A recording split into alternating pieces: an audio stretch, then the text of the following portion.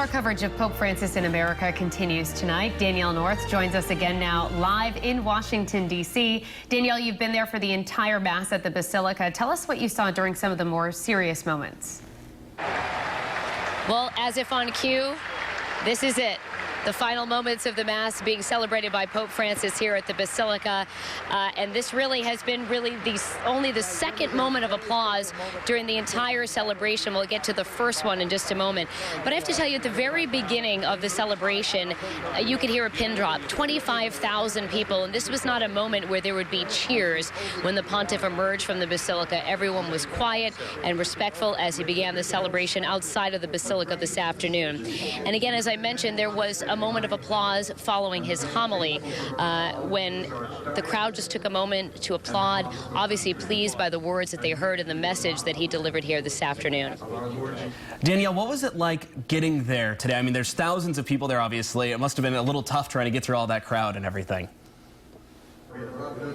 It certainly was. I have to say, though, while it hasn't been a seamless operation, it has been fairly smooth. The media center, where all of the credentialed media gathered this morning, we had a number of buses, basically every half hour, taking us here to the site on the campus of Catholic University. And then we went through a security screening process, which took almost 2 hours, so it did take some time.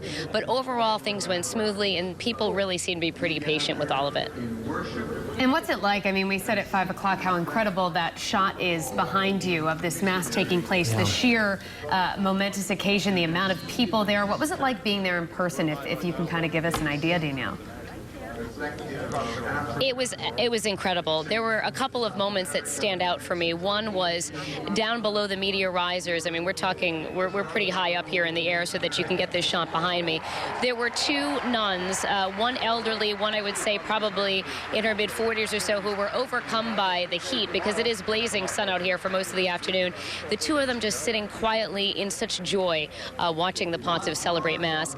Another moment that was very interesting is there's a lot of national media coverage. The networks are here, and there was a priest getting ready to be interviewed by one of the networks, and the moment when the canonization was complete, he clasped his hands together and said, "He is a saint, his official words are so powerful, he is a saint now." So that was something very special to witness as a member of the religious community reacted to the canonization here this afternoon.